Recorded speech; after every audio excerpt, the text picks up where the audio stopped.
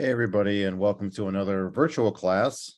Because this is a virtual Zoom meeting class recorded, I will try to make it as brief and streamlined as possible, just like the other ones. So let's just dive right into it.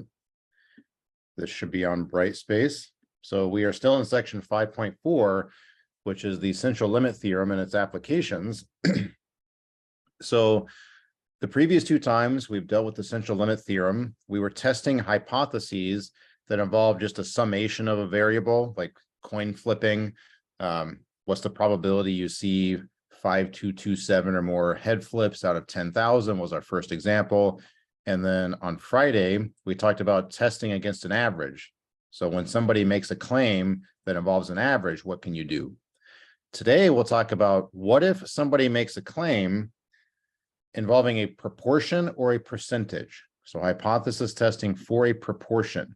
Somebody comes to you and claims the percentage of people blah, the proportion of people is this. How do you test against something like that using data and statistics? That's what this section is about. So here's an example. 2005 national smoking rate was 20.9%. The city had the same smoking rate as the national average, and then they tried to do something about that. So a public health campaign. So 3 years later, they're curious, did our campaign have any effect? So what they did was they took a random sample of 200 adults, and 31 of 200 of them smoked. Now 31 out of 200, that's a percentage of like 15.5%, which is smaller than 20.9%. So as always with these problems, you could just have a gut reaction of, well, 15.5% is smaller than 20.9%. So obviously the answer here is yes. But as always, you can't just do that. That 15.5% could just be due to chance. Like you maybe just got lucky with the sample you took, for example. There's always chance fluctuations in data that you have to take into account, and that's what statistics does for you. Now, it turns out that if you take samples and look at proportions, so if you create a variable that measures the proportion of a population given a size n, it turns out that proportions themselves are normally distributed, and you can say what the standard deviation of that normal distribution is, which means you can kick into that calculator and analyze a question like this. So this is central limit theorem part 3. You're testing a claim against a proportion. So proportions themselves are normally distributed, and so you can get a standard deviation and do just like we did last week. So in other words, 20.9% is our null hypothesis. So null hypothesis is always no effect, and now we have to prove against that. So what we expect to see, assuming no change, so assuming smoking levels haven't dropped, so the opposite of this, if smoking levels hadn't dropped, we would expect to see 20.9%. But we did not see 20.9%. We saw 15.5%. So how far away from 20.9% is that 15.5%? As always, we can quantify that and then use our result to see if we can really say we've deviated from this null hypothesis. Okay, so let's just do the rest of this example. Here's the null hypothesis. Smoking levels have not dropped. So this is a question for you. Assuming smoking levels haven't dropped, what proportion of the population should you expect to be smokers? And the answer is given here. That's what it was before. So assuming things haven't changed, the expected proportion is 20.9%. So when you use the standard deviation formula by the here, you have to change everything to proportions. So you can't have 20.9%. You have that as a decimal, and that slots in right there. So P naught is what you expect to see. N is the sample size. And so if you take samples of size 200 and measure the proportion of the samples that are smokers, that is a bell curve with this expected value and this standard deviation. And then you're done with the problem. So you go to the normal distribution calculator and you tell it, well, what my average I'm expecting to see is 20%. sorry if that's too small, 20%.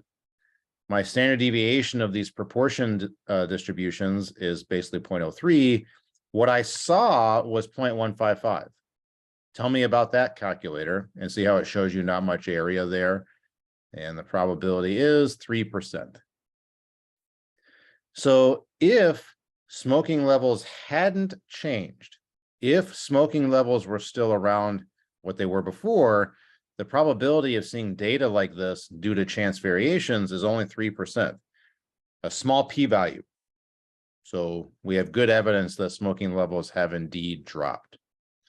So again, it is theoretically possible that smoking levels have not dropped, and you just got lucky with the sample you took.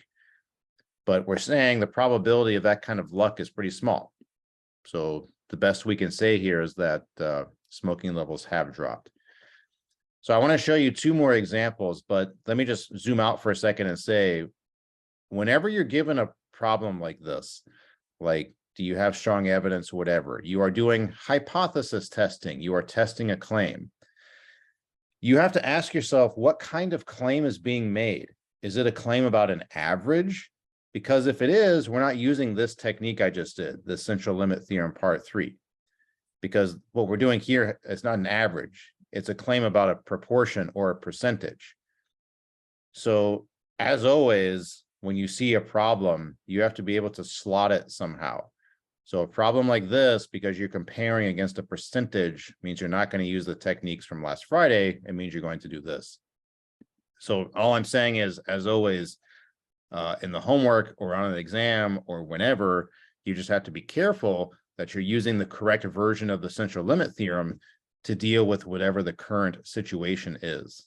So here, again, we were dealing with a proportion, so that's what we did. So now if I were you, I would just try this. I would pause the video and try this on my own, but you can pause this anytime, so I'll go through this. So according to the CDC, percentage of adults 20 years or older who are overweight is 69%.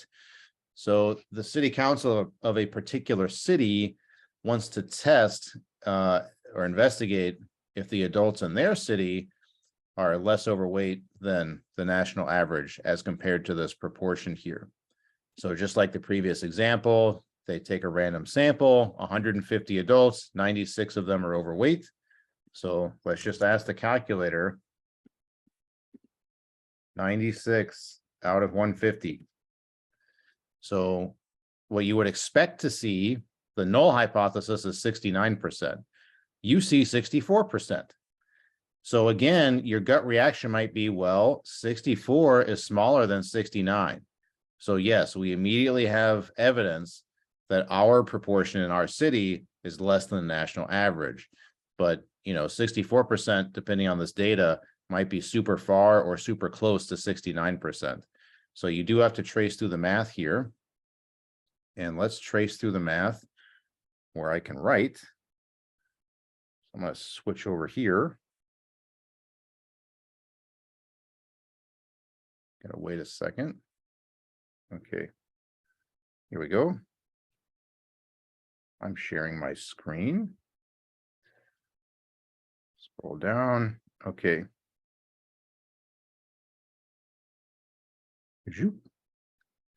So the first thing you have to do is say your null hypothesis, like what you're testing against. So you're expecting to see a proportion of 69%.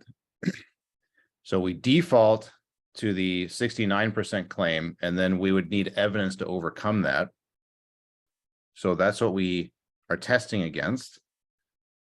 Okay, so now we need to use our standard deviation formula. So the spread of sampling distributions, if you take a sample of size 150, this time, we're not doing 200, but 150 is like this. 0.69, 1 minus 0.69, all over 150. So I'm going to see what that is. I don't have it off the top of my head. Square root 0.69 times 1. divided by 150. This, according to my calculator, comes out to be 0.378.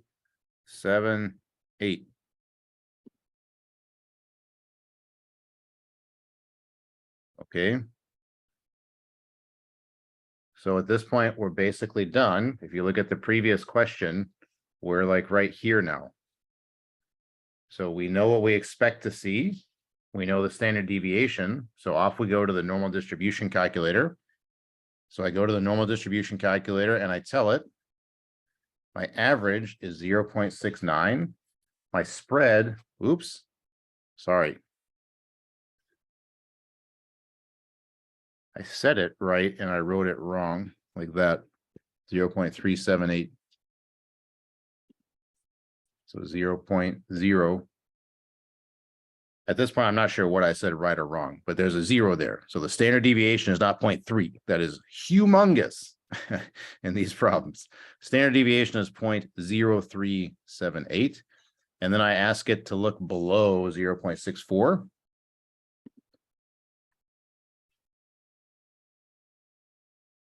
So the mean, this is what I typed into my calculator, 0.69. Standard deviation, 0.0378.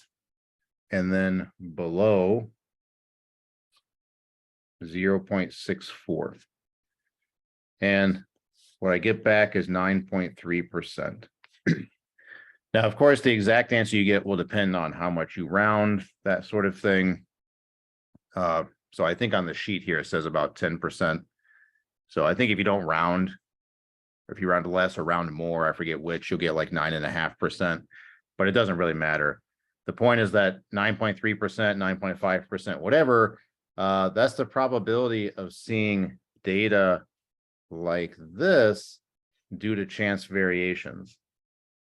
So sure, your data came in less than 69%, but it's just not far enough from 69% to really be conclusive. You just sort of got like basically 1 out of every 10 samples you take would have a proportion like what you see. So that's just not small enough to be conclusive. Okay. So again, the upshot of this problem is like this didn't take us very long to do this, but you have to know to reach for these tools here. You have to know to do that. You have to recognize it as a proportion test, and then you're essentially done. Okay, the last thing I want to talk about, and I'll stay over here on my iPad, is what if you're doing some sort of hypothesis test where you're trying to compare 2 proportions? And so before getting into the description here, let's look at this example just to show what I'm talking about. So this was a big question like 60 years ago or whatever. Smoking, good for you or not? Bad for you or not? You know, and of course, we all know now that smoking is terrible for you for a number of reasons, but in particular, it can cause lung cancer. So here's the kind of thing they did back in the day to prove that. So in 1980, you take, stop, a sample of size that many non-smokers and that many smokers. So more non-smokers than smokers, where currently nobody has any lung cancer. And you can ask, why is there a difference in sample size? This happens all the time in real studies. I mean, not all the time, but sometimes it's just logistically difficult to get samples of the same size, depending on what you're trying to measure. Like one population that you sample from might be way smaller than the other one. So in this example, you know, maybe there are just way more non-smokers than smokers, but whatever, it doesn't matter. Just this kind of thing can happen. So don't worry about it.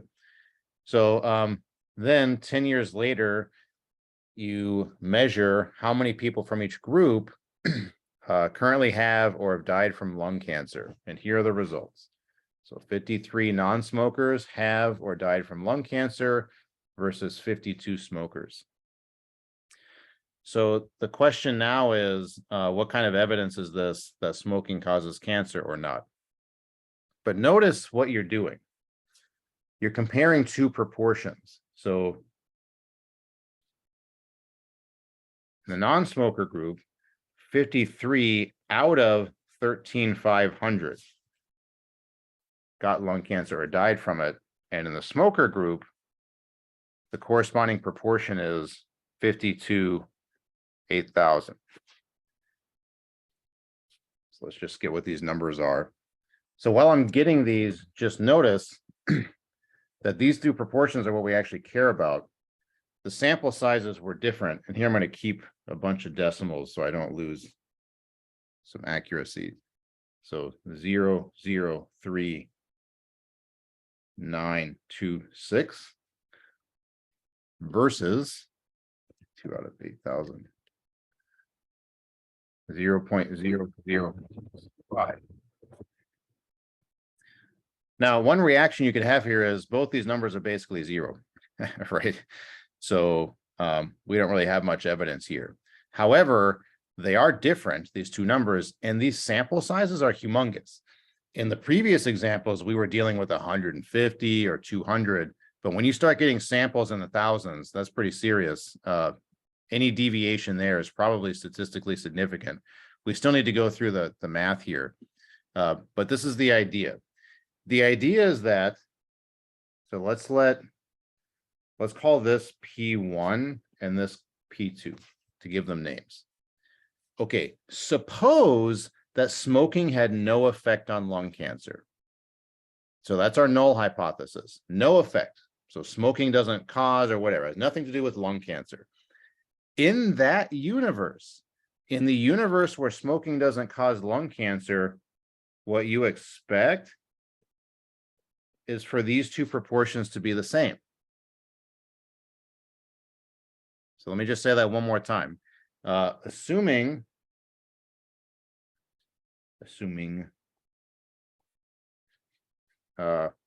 smoking, no lung cancer. Assuming smoking has no effect on lung cancer, you would expect these proportions to be the same because smoking is like a sugar pill or something. Now, that's not what we see, is it? They are different, but the question is how different.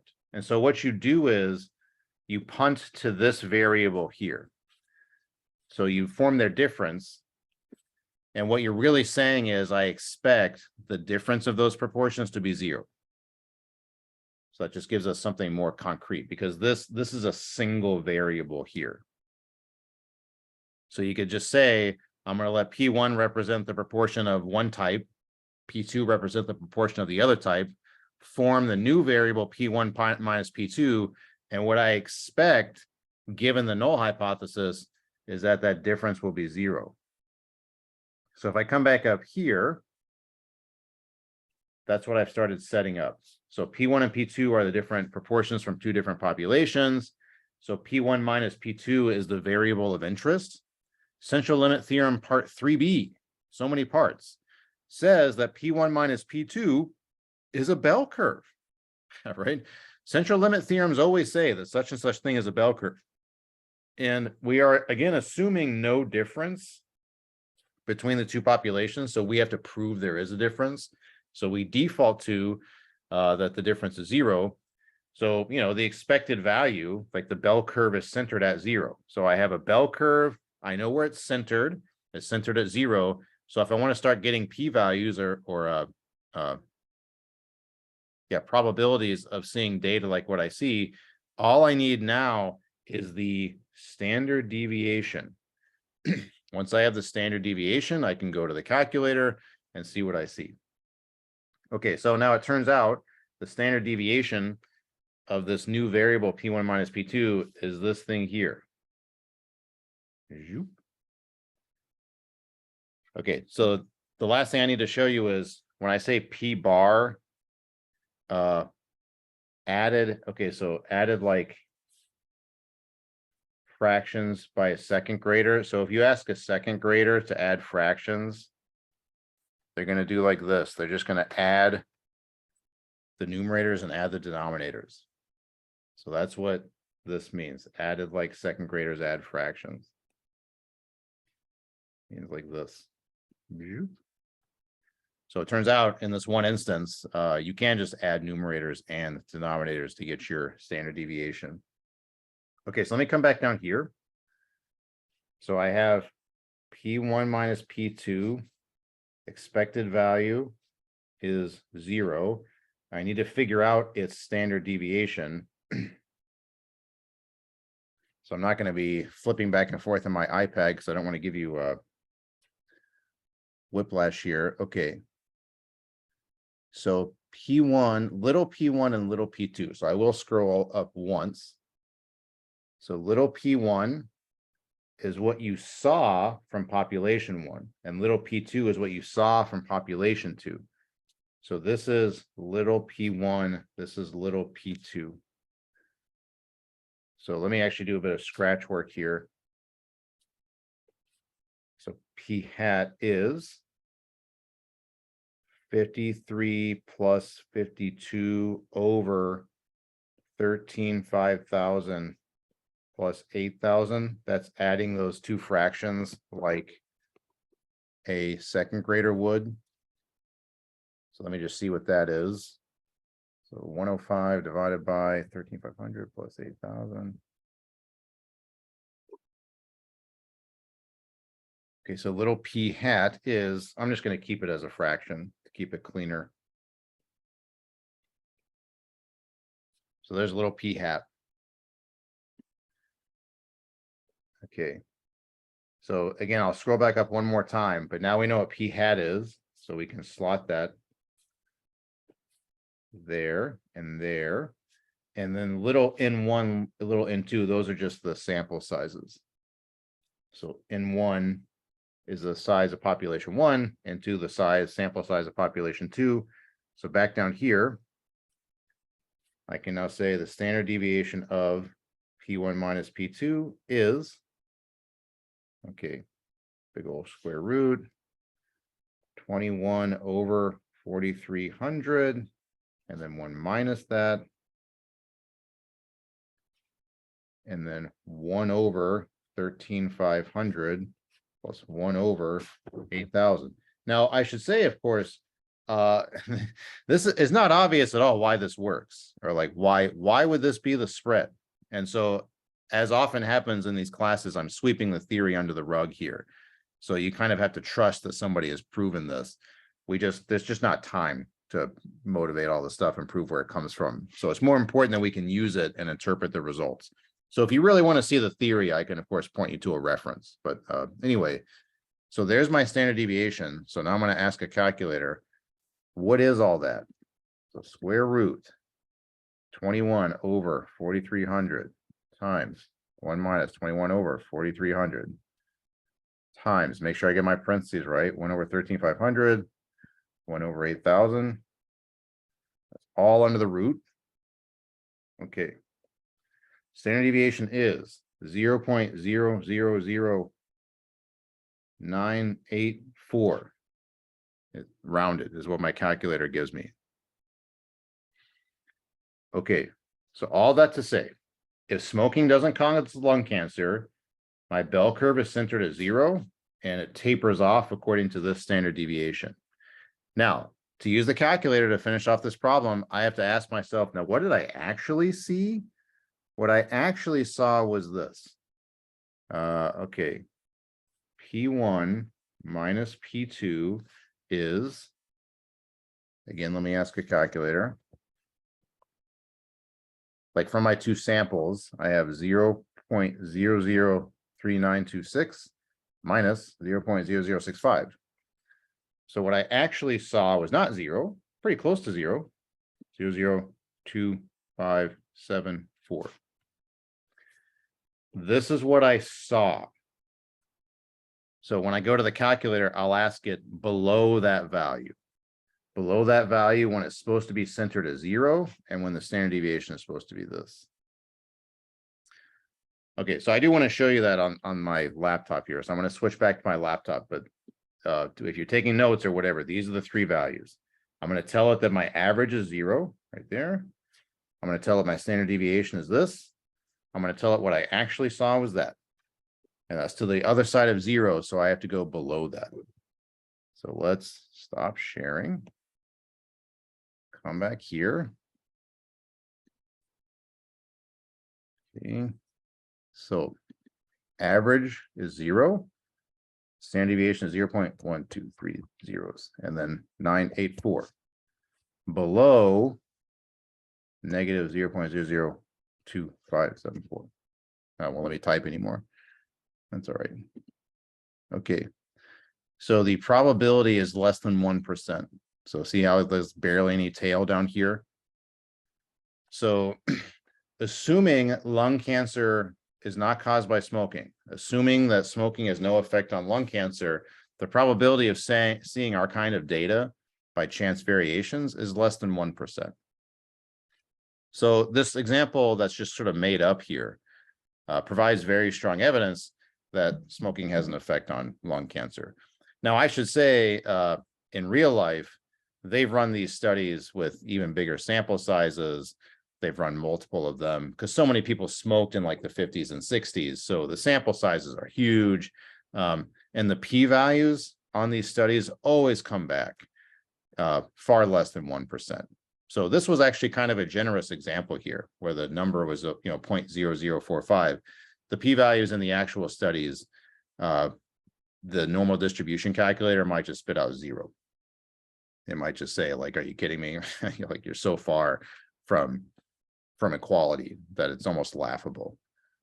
Okay, so to finish up here, to summarize, this was all about central limit theorem and testing claims about proportions. So in terms of, again, problems, once you identify, oh, please stop showing me all this. Sorry, Zoom is showing me all the things that Zoom shows me. Okay, I'm not gonna, okay. So the question is, once you know you're testing against a proportion, am I testing against a single proportion? Like, oh, I saw this. How does that compare to 20.9%? In that case, you're using this version of the central limit theorem. It tests one sample against one proportion. On the other hand, you might be asked to test, you might be testing two proportions against each other. So usually it's not hidden which is which. So for something like this, it's pretty clear that you're taking non-smokers and smokers and comparing them against each other. You have two different sample sizes. But anyway, you just need to, as I said at the beginning, be able to slot problems. So in this one, you should identify, oh, this is a proportion problem where I'm comparing two proportions, whereas something like this is a proportion problem, but I'm not comparing two separate proportions. I'm just testing against the single one here, the 69%. Okay, so hopefully all of that was clear. If not, what you should do is shoot me an email or ask me in class. But as of now, you have all the tools for doing the homework that's due on Wednesday. So yeah, and I'll still have office hours on Tuesday. So make sure you come see me or shoot me an email if any of this bothers you.